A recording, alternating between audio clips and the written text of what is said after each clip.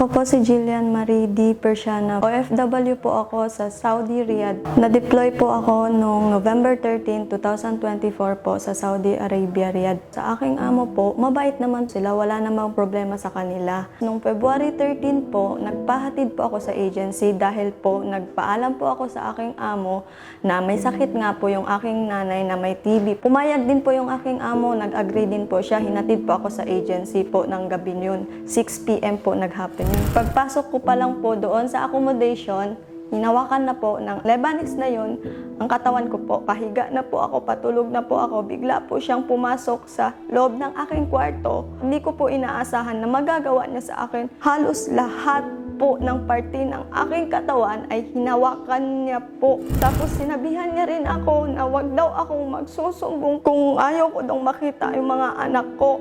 Natakot po ako at saka natakot din po akong maglaban. Yun po yung kinakatakutan ko, baka po ay ako'y saktan niya po. Kaya pinagsadyos ko na po lahat ng nangyari sa akin. Nagkwento po ako sa aking kasama. May po dumating is February 15. Tapos pagkarating niya po doon, sinabi ko po lahat-lahat ng nangyari sa akin. Natakot po siya.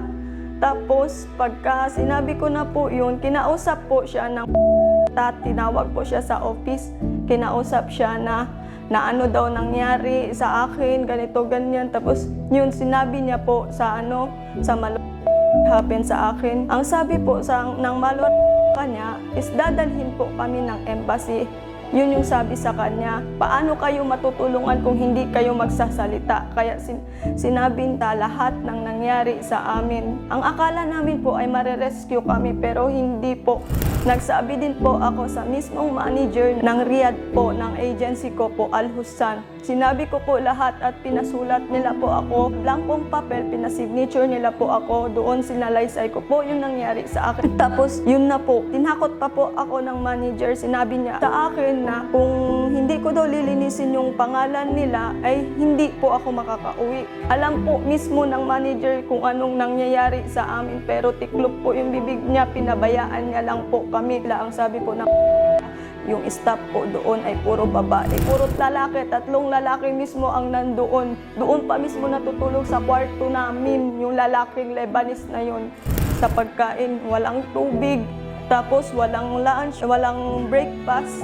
Tapos yung naglinis din po ako ng accommodation. Ang sabi sa akin ng Lebanese, lahat daw po linisan ko daw. Araw-araw ko pong lilinisan. Sinipa pa po ako sa tagiliran. Sobrang sakit po ng aking nararanasan doon sa agency. Hindi ko po maaasahan na ganun po ang aking madadatnan doon. First timer pa po ako. Ang akala ko po ay magiging okay po lahat. Pero ganun po yung nangyari. Sobrang traumatized na rin po ako sa nag-happen sa akin. Naawa din po ako doon, nadadala sa accommodation. Ang dami na pong natiknipan. Ng Lebanese na yun, hindi lang po ako, ang dami na po.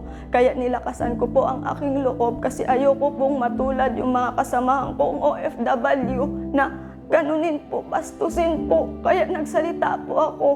Nakahingi po ako ng tulong sa aking tito, gawa nga po ng may isang cellphone ako kasi yung cellphone ko po kinukuha po doon ng mismong agency. May isa po akong cellphone, yung cellphone ko pong binigay sa kanila is sira, tapos yung isa po ay tinago ko po. Tapos that time din po nung humingi ako ng tulong sa mama ko po, natulungan ni pa-rescue ako. Tumawag po ako sa messenger po, tumugon po ako kay tito na sana po tulungan nila po ako kasi hindi ko po alam kung ano pong mangyayari sa akin. Baka doon na siguro matatapos yung buhay ko.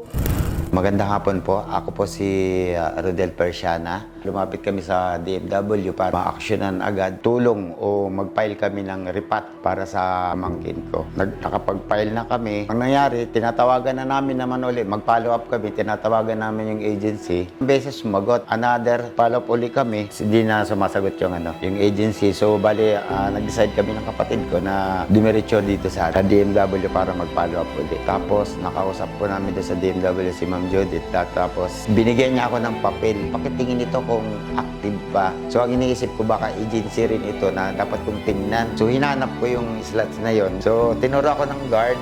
Pag akit ko ng 10th floor, nagulat ako nung bumukas ako. Sabi ko, bakit may nagkakainan? Tapos binigyan ako ng pagkain, nakinig ako. Sabi ko, ano to, magandang pakinggan kasi counseling regarding sa mga OFW. Sinabi ko nga yung nangyari sa pamangkin ko. Tapos siya rin yung nagturo sa akin kung ano yung mga dapat kong gawin. Kung saan ako pupunta doon sa DMW. At pagpasok ko doon sa Global Filipino, handa silang tumulong, handa sila rin mag-follow up. Ito, tuwan-tuwa na ako dahil yung pamangkin ko sinundo ko kagabi. Kagabi lang. Muli ako binigyan ni Ate Judith ng slots. Alam ko na agad na. Sabi ko, pagkain to, sabi ko. Tapos pagpunta ka rito, naisip ko agad, kailangan natin na magpasalamat.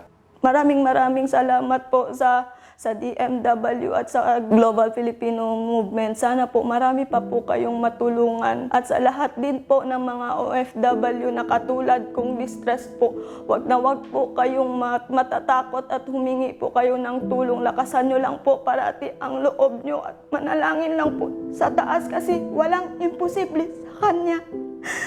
Walang imposible sa Kanya. Huwag po tayo matatakot. Maging handa po tayo at yung karapatan natin, ipaglaban natin. Napunta po kayo rito, na nagreklamo po kayo dito sa DMW. Pasyalan din nyo rin po dito yung Global Filipino Movement. Nagbibigay po sila ng advice para sa mga OFW po. Maraming salamat po. Lubos po ako nagpapasalamat. Utang ko po sa inyo ang buhay ko. Kung hindi po dahil sa inyo, hindi ko po makakasama ang aking pamilya, ang aking nanay at tatay at aking mga anak. Global Filipino Movement, nagpapasalamat po kami ng pamangkin ko ng maraming dahil po sa inyo, nai-guide nyo kami hanggang sa nakauwi na po yung pamangkin ko. Salamat po ng marami.